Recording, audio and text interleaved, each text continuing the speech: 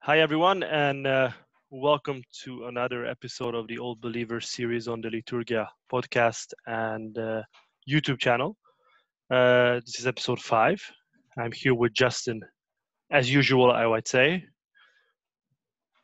How you doing? How are you? Doing fine, Philip. How are you? I'm good. I'm good. We missed you last time, and hopefully you're back for good. Hopefully. It's boring talking to myself. I mean, as long as you don't, get rid of me again. Yeah, no, I'll try not to. I'll do my best. So today we thought we will move much closer to the reforms and actually speak about the various people involved. Actually, we will speak about one of people involved today, but the next few episodes will be about a few people involved in the reforms. Um, we both believe it is vital for anyone trying to learn this to know some of the key people of the reforms. I think this is important so that it puts a correct context on everything, and it explains people's motivations and somehow opinions and their backgrounds a bit clearer. I think. Wouldn't you agree?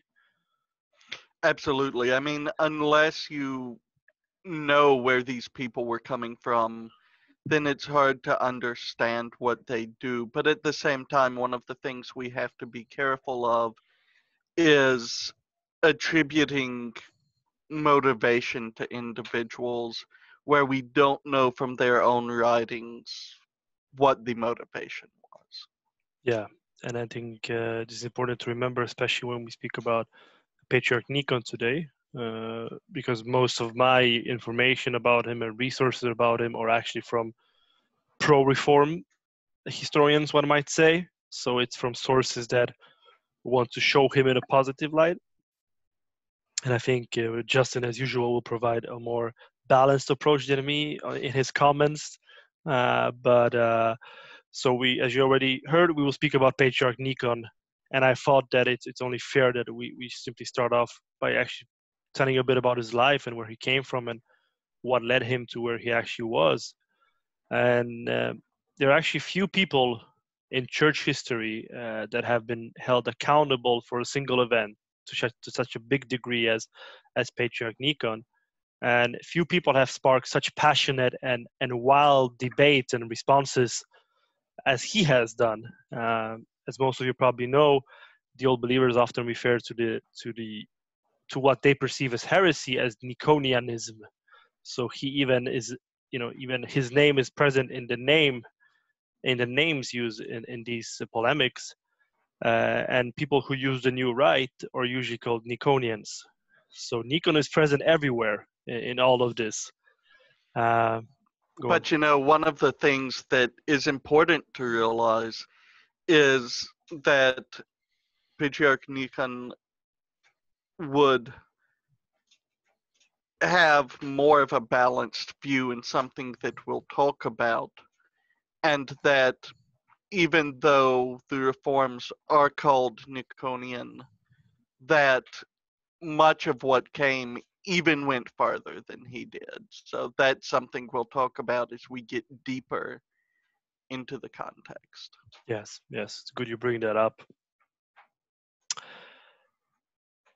Opponents of Nikon usually bring him up as a sort of lover of power, as someone who wanted to climb in church hierarchy. Well, many who actually follow the new rite would attribute Nikon with actually saving the church because he quote unquote corrected the errors in the old books, as claimed, of course, by the pro-reform side. I think whichever side one lands on, I think all can agree that Nikon is vital for Russian church history in one or another way, and he's very much important to mention and learn about. So I thought we would just simply go through his early life so we can get an idea who he really was. And the best information I was able to find about Nikon about Nikon's early life in my own research was in a biography written by Susherin. Now, it is important to understand before I go any further that Susherin had a clear devotion to Nikon and his reforms, meaning he was pro-reform, a pro-reform historian.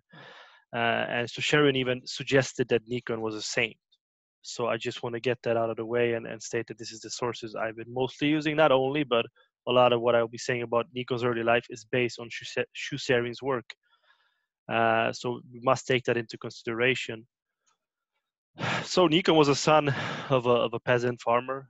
He was born in the year 1605 in a small village. He never knew his mother because his mom passed away right after giving birth to him. We know that his stepmother mistreated him, which actually prompted him to run away from his home when he was 12 and actually go to a monastery, the Makariev monastery, where he actually became a novice until the age of 19. When he was 20 and had already spent 8 years in the monastery, his father died. So that actually made Nikon leave the monastery, go home to bury his father, and actually he got married. He then, after he got married, became a parish priest.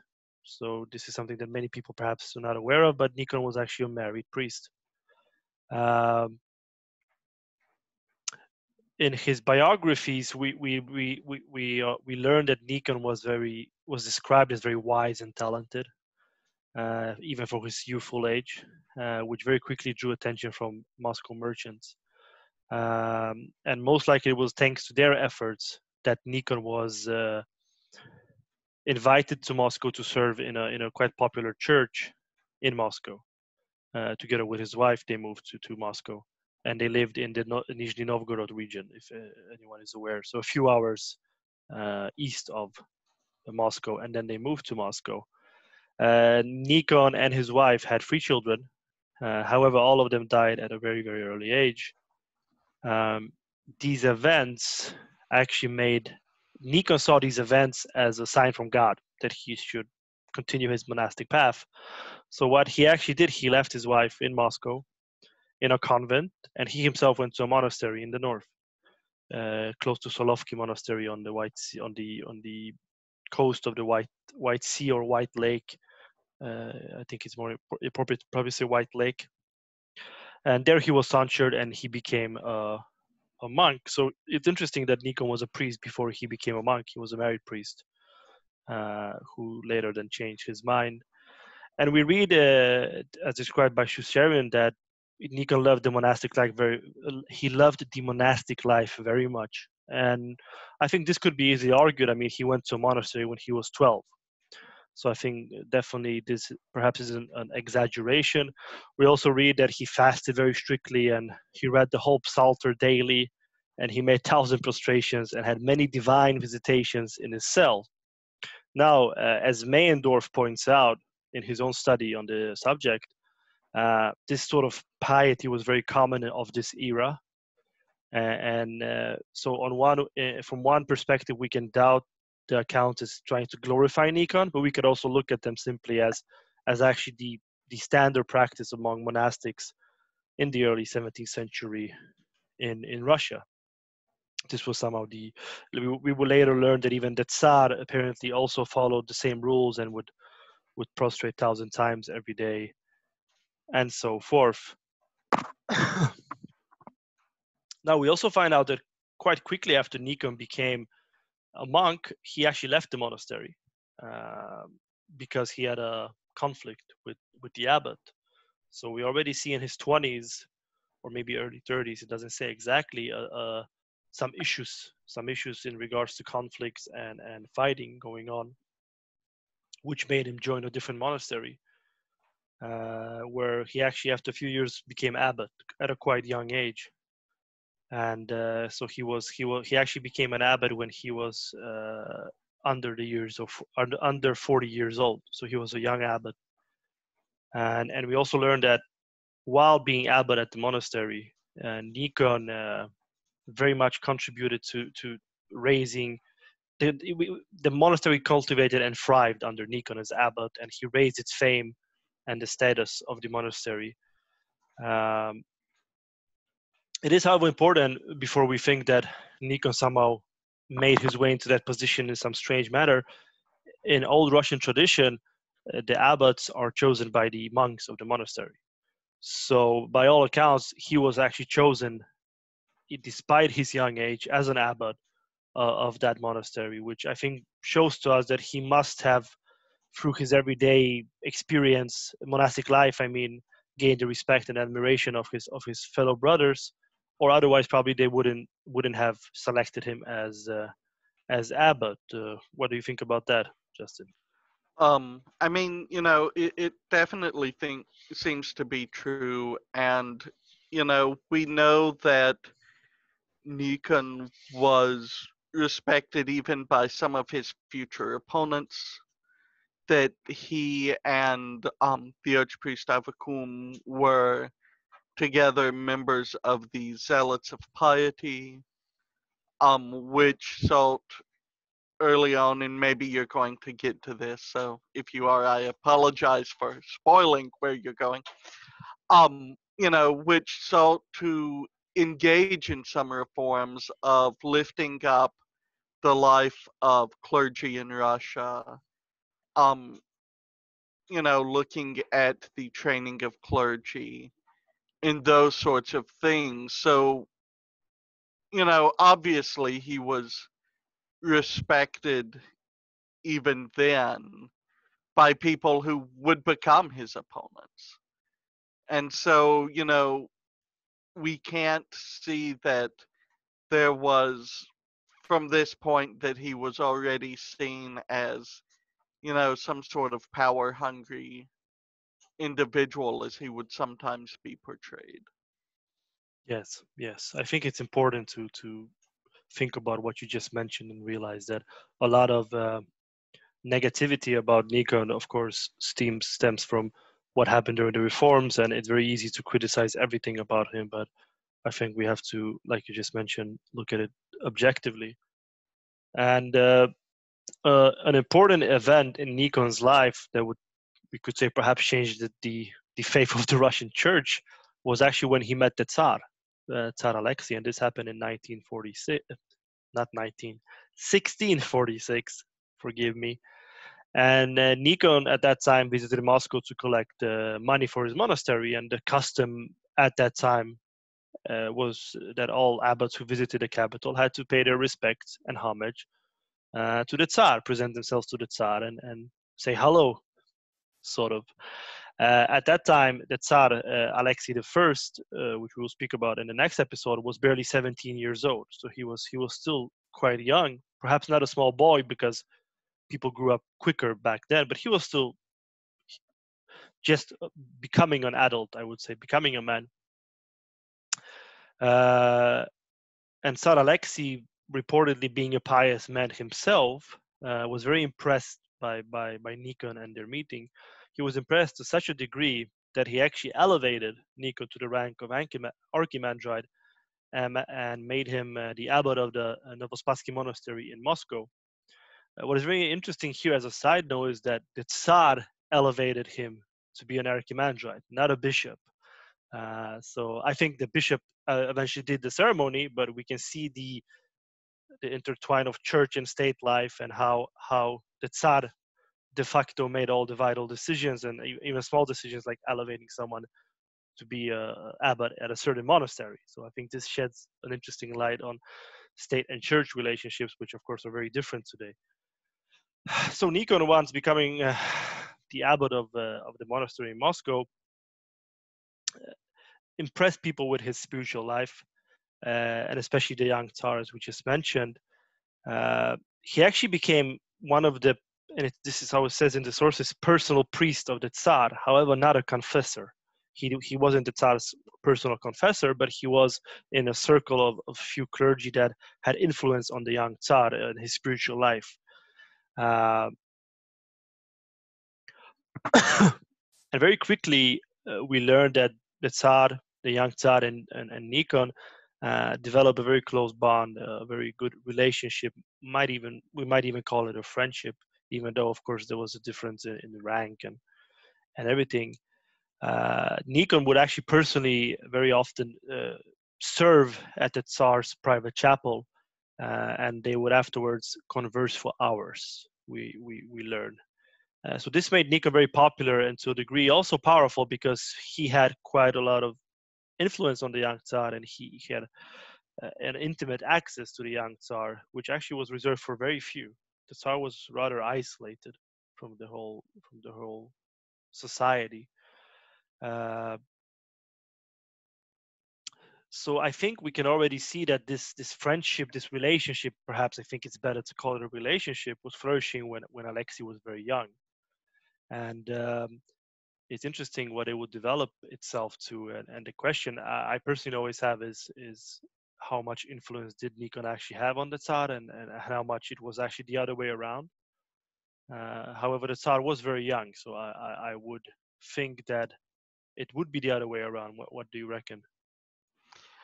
I mean, I think that there are some ways in which the Tsar, or at least the court, maybe, potentially not the Tsar himself, had influences on Patriarch Nikon, because you do have the development of how the role of the Tsar and of Moscow was viewed in terms of Orthodoxy in the world, which you spoke about when I was out. But that, I think that probably those views in the court had an impact on how Patriarch Nikon thought, and later on the reforms themselves. Yes, yes. I think we will come to this in later episodes, but I would agree with you that it was actually the court and the Tsar that influenced Nikon and not the other way around. I think that Nikon somehow finding himself in this space and in this position had to somehow comply a lot to the vision of the court and of the elites. I think that's fair to say. And go on. And I mean, I think also that if we look at what happens later with the falling out between the Patriarch and the Tsar, that we see that apparently the Patriarch's influence wasn't too great, because when he thought he could use that influence to get the Tsar to come back to him and ask forgiveness, it doesn't happen, and the Patriarch ends up spending the rest of his life in a monastery. And so I think that, that incident in and of itself shows that probably the influence was greater coming from the court towards the Patriarch than the other way around. And maybe, as talented as the Patriarch found himself, it may have been that, he found himself, as the American saying goes, in the deep end, and a little beyond his abilities in dealing with the court politics and court influence. Yeah, yeah. I think definitely you're onto something there, and yeah, I would definitely agree with you. And during this time of this pre-reform time and the relationship between Nikon and the Tsar, Nikon was actually doing a lot of work in Moscow itself. He rebuilt the Novospassky monastery after it had been damaged in the so-called times of troubles. Um, he erected a new cathedral at the monastery, which was very beautiful, lavish, and it actually impressed the elites very deeply, we read. And what's interesting is all this construction and the effort to rebuild the new cathedral and build the new cathedral took actually less than 2 years, which by some was seen as a miracle from God. I think when we look back at it as historians, it's very clear that Nikon had state support and probably financial support from the state, because even today it's very hard to build a cathedral in 2 years. So 400 years ago, I think we can quite with big confidence say that definitely he was supported by the state in his work, which only elevated him in the eyes of the public even more so. And it was also during this time as an abbot of the Novospassky monastery that Nikon started to participate as an active member in the party of people, which you just mentioned before. You called them the zealots, correct? Correct. Yes, yes. And this group was actually led by the confessor of the Tsar, Father Stefan, priest Stefan Vonifatiev. Probably I butchered that, excuse me. And it was also strongly supported at that time by the Tsar himself, because of people in it were very close to the Tsar. Another member of this group that is important to be mentioned was, of course, the priest Avakum, the proto-priest Avakum, protopope Avakum, who would, by some old believers, later be glorified as a saint.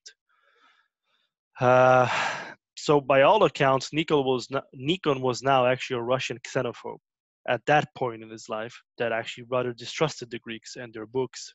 This is what we read, at least, having thought that the Greeks had turned away from the pure faith. And this goes back to what we spoke before in the last episode, what I spoke myself about the view on the Greeks in Russia, in Muscovy, and questioning of their orthodoxy because of the failed union of Florence, Council of Florence, which signed the failed union, and also the fact that he was against, or maybe not against, but that he was questioning the Greeks at this point, was actually an argument that would later be used by his opponents during and after the reforms. That would point out that, look, you were on the correct path, and then you switched your paths, which is very interesting. The aim of this group, the zealots, as you called them, was not to reform the rites as such. This is my understanding, but rather they focus on they focus on getting rid of abuses in the liturgy, raising the moral standards of the clergy, education of the clergy, and actually to restore preaching in churches, which in the beginning was the reading of the church fathers and the lives of the saints, rather than free preaching by the clergy as we know it today. So by all accounts, this group did not seek any changes in the books or in the rite. However, they just wanted to to to make sure that all abuses were somehow that they got rid of all the abuses and raised the moral standards. And I mean, I think we can see, in our own day that even when there aren't problems with the books, a given priest can engage in liturgical abuses within the context of celebrating the services. And so I think that the fact that we refer to both what the zealots of piety were looking for and what, would later be done as reforms almost tries to put them on sort of an equal level when they're completely different things. And so, and I mean, I think that that's something that we even see today is, you can have people who make arguments for the need for changes based on, oh, well, look at these things that are being done that need to be reformed, and then go even farther. Looking outside of Orthodoxy, for example, you could look at Vatican II. And, while there would doubtless have been things that needed to be reformed at that point, I think that most Catholics would say that what happened in the council and after went too far. And so, you can't talk of those as reforms on the same level, just like you can't talk about what's happening here on the same level. And I personally really wonder, going back to what we said a moment ago, that does the shift in the patriarch's views from his time now to the reforms really illustrate that influence of the court on him rather than the other way around? Yeah, yeah, definitely. And this is here we actually read that the young Tsar, influenced by his confessor Vonifatiev, Father Stefan Vonifatiev, had actually a different opinion about the Greeks and their orthodoxy. Later, when we speak about the Tsar more in depth, we will learn that he was taught Greek and Greek philosophy. So he had a openness towards the Hellenic world, while people like Nikon, Avakum, and others in this zealot group all had peasant roots, meaning that they were somehow naturally not as open towards foreign influences, or even not so aware of these foreign influences, because mostly the elites were the people who would engage with foreigners and foreign influences and even foreign literature. So Nikon, Avakum, and the others of this group at this point actually looked upon most things that were not from Russia or in Russia with suspicion, and I think that's natural for the time. And something there is that when we look at the reforms, and we can go into this more in depth then, part of the idea was that as much as we speak of Rus and Muscovy and Moscow as the third Rome, the idea at the time was that politically they were the third Rome. You didn't necessarily have the idea of the Patriarch of Moscow supplanting the Patriarch of Constantinople, however, and so you'll eventually have this idea of a relationship between the political third Rome and the ecclesiastical second Rome that I think is going to influence the Tsar and thus influence the reforms. Yeah, you're spot on there. And like I just mentioned, the Tsar was actually open towards the Greeks and he believed that they were Orthodox. We will examine that later when we speak about him. And it didn't take long for Nikon to actually agree with the Tsar, to change his mind and actually start to see the Greeks as being fully Orthodox. And seeing that being on the Tsar's good side brought him actually nothing but good fruits and was very beneficial for him personally and perhaps even for his monastery. I think it's easy to see why he would change his mind from a human perspective, right? You have the Tsar, who is de facto the head of both state and church, even though there is, of course, a patriarch, but the Tsar is very powerful. And I think it's very human to just agree with him, not to be against him. Doesn't mean it's right, of course, but and this event, the change of mind by Nikon, is by his opponents often another proof, they say, of the fact that he was hungry for power, for influence, and hungry for making a career within the church. And of course, they have a point, and this we must acknowledge, I would say. And so let's move on a bit further, because in 1649, just a few years before the reforms, Patriarch of Jerusalem Paisios actually visited Moscow and repeatedly met with Nikon. Now Meyendorff, who did a great study on this, which I think we recommended his book in one of the prior episodes, Meyendorff believes that this was done in cooperation with the Tsar to actually convince Nikon of the errors in the Russian books and that the superstition towards the Greeks was wrong. So we have this event of Patriarch Paisios of Jerusalem, which is the mother church of all churches, I would claim, spiritually, coming and sitting down with Nikon on few occasions during his stay to basically convince him that, look, the Greeks have kept the Orthodoxy. And of course, we say Jerusalem and Greeks because it's a Greek patriarchate. It's a Greek-speaking patriarchate. And this is, of course, especially evident as Nikon later lists Paisios as one of the bishops that brought the errors in the Russian books to his attention. So I think that very clearly shows us that he himself confirms this fact, that it was Paisios who was one of the influences on him through the Tsar, as Meyendorff would argue, that it was on the order of the Tsar, so to speak. And very interestingly, the same year after the visit of Paisios, Nikon was actually consecrated Metropolitan of Novgorod. So it's almost like the Patriarch visited, convinced him, and then the Tsar gave his green light for Nikon to become a bishop, a Metropolitan of Novgorod, which de facto made him the second highest bishop in Russia after the Patriarch, who was also the bishop of Moscow, right? It was in Novgorod that Nikon's later reforms could be seen in smaller and limited fashions when he became a bishop there, meaning he already started to implement some elements of the later reforms as soon as he became bishop in Novgorod. For instance, he introduced a Western style polyphonic chanting, polyphonic in English, Polyphonic. polyphonic chanting, which was brought there, of course, from singers, chanters from Kiev on his own personal order. So Nikon ordered the chanters from Kiev to come to Novgorod and establish this new Western style of chanting. In Novgorod, as he was in Moscow, Nikon became very popular. And in Novgorod, he actually became very popular for helping the poor people during the famine in 1650. He fed them, and also he helped to calm down a revolt that was starting because of the higher prices of food.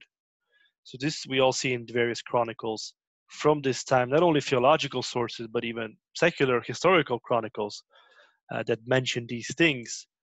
So in other words, one can say that Nikon was actually doing quite a good job as the Metropolitan of Novgorod, and his administrative skills, which he demonstrated in Moscow and being an abbot, uh, made him very respected, and most of all, it made him trustworthy in the eyes of not only the elites, but probably even the normal people. And I personally think that him being a Metropolitan of Novgorod was a sort of baptism of fire, so to say, before the Tsar made him a patriarch. Well, what would you say about that? I think you're probably spot on with that, in that, you know, he clearly, I think, with the meetings with the Patriarch of Jerusalem, Paisios, was being groomed to be the next patriarch. And so whenever, the Metropolitanate in Novgorod came open, it was sensible to put him there and then be able to use that as the logic of why he should then be made Patriarch of Moscow. Yeah, yeah, I think it's clear. We see a pattern here. You know how the Tsar elevated him firstly as an abbot of a archimandrite, an abbot of a famous monastery in Moscow, then to be the metropolitan of the second biggest and most important historically see of Rus, of which is Novgorod, even up till today, a very famous place. And then, of course, what later would happen, we all know. And in 1652, pardon me, Patriarch of Moscow Joseph passed away. And of course, Nikon was one of the leading candidates for the position. The Tsar, however, had Nikon as his only favorite. So we read that there was not even any other candidate.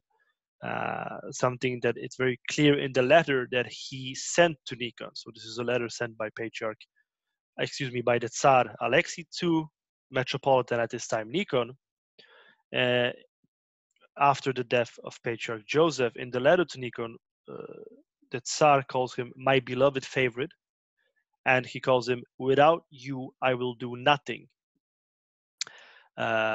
So I think it's very clear who the Tsar loved and relied upon to become the next patriarch. I think there's no doubt about that, especially quoting this letter that he sent to him, which is quoted by Meyendorff.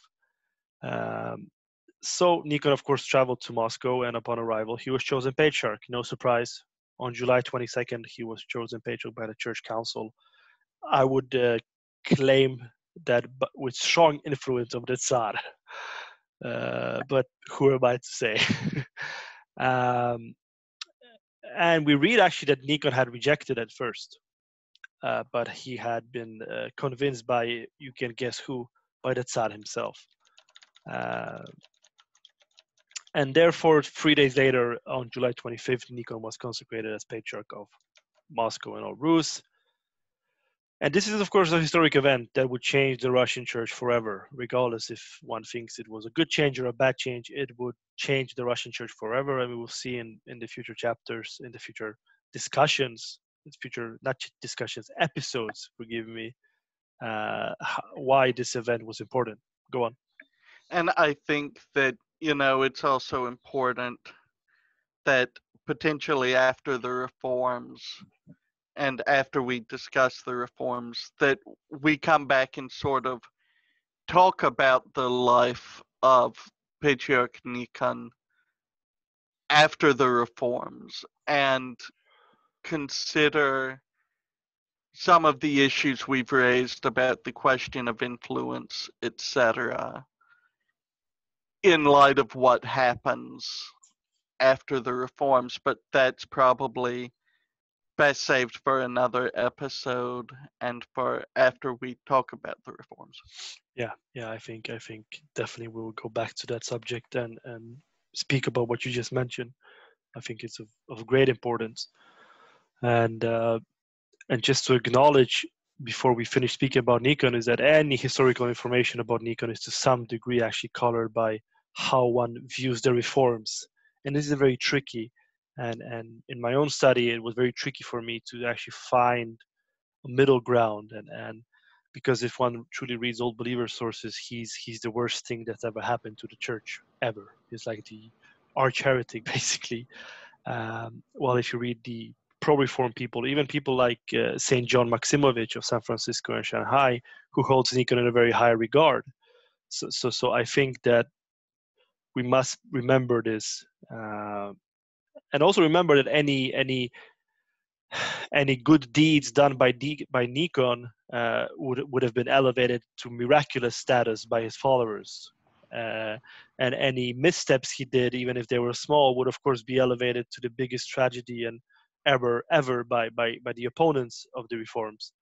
And I just want us to point this humbly out, that we are presenting uh, what we believe is a balanced historical account, but it's definitely not the only one. And if you Google around, and especially if you speak Russian, you'll be able to find everything from Nikon's a saint to Nikon is the worst thing ever. So I think it's important for us to point that out.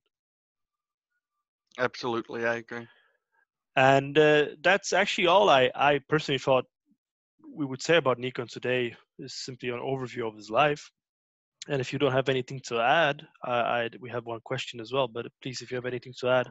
I mean, I think, like I said, we should definitely return after discussing the reforms and talk about his later life in light of some of the things we've said. But that's best done, I believe, in another episode. So Yeah, I completely agree with you. And we have one question um, from Benj Rav, which is it's a question posed after the last episode, which spoke about Third Rome and the view on Greeks in Muscovy, in Moscow. So he asked, were the Greeks considered Orthodox or not by Muscovy at the time? And he writes, because even if Florence was signed, many people like Saint Mark of Ephesus rejected it. And I think, as I said in the last episode, there was a suspicion towards the Greeks concerning their orthodoxy because of the fact that they had signed, not all of them, of course, but many of the bishops had signed the Union of Florence at the Council of Florence. And that made them suspicious in the eyes of Russia, of Muscovy. However, as Benj asks here, that he's talking about if the Muscovites were still venerating Greek saints, and that didn't change. It's not like uh, just because they signed the union at Florence that everything changed and was shifted upside down. It was more like a suspicion, and one was more careful with the Greeks. I would say personally, I don't think it was clear cut, black and white. Now they're heretics. Wouldn't you agree? I mean, yeah, I would absolutely agree. And, I think one of the things that he brought up in the question, for example, is Saint Maxim the Greek, who, is totally beloved among old believers. And so we see that, he's definitely not rejected. So I think, like you said, it can't be a black and white issue of the Greeks are suddenly not Orthodox. Yeah. But there is a suspicion, a question of influence. Definitely the fall of Constantinople is seen as the judgment for the Union. at the time, but even then, many Greeks viewed it the same way. So I think that, it definitely isn't a clear-cut issue. Yeah. And it's also just important to remember that at this time, Russia was rather xenophobic, as I said in the previous video, and they were actually afraid of everything that wasn't from Russia, from Muscovy. So that wouldn't actually matter if it was Greek or Polish or Muslim. It was just the times, and it played very well into that. I feel satisfied. If you feel satisfied, if you have I do. something to, then we would like to thank you all for tuning in, and thank you all for all the support that we get here with all your views and questions that you pose. And we encourage anyone who has questions to just write in the comment section, because it enriches our discussion. Even if we don't maybe always know the answer perfectly clear, we can still use it as a catalyst for a good discussion, and because we don't know everything, but we also want to learn. And so please share your thoughts, questions, and we would deeply appreciate that. So Justin, thank you for tuning in. It's Spasi Christos for having me, and thank you, and Spasi Christos. And I just want to point out, it's very refreshing to record when it's daylight where I live. So I like this trend, but this means Justin had to wake up early. So, but I think well, he got. it's 9 a.m. here, so, Yeah, yeah, sure, sure. Okay, Okay, Justin. Thank you. Thank thank you, you. Justin, and thank you all for listening. God bless you all. Spasi Christos, and see you next time.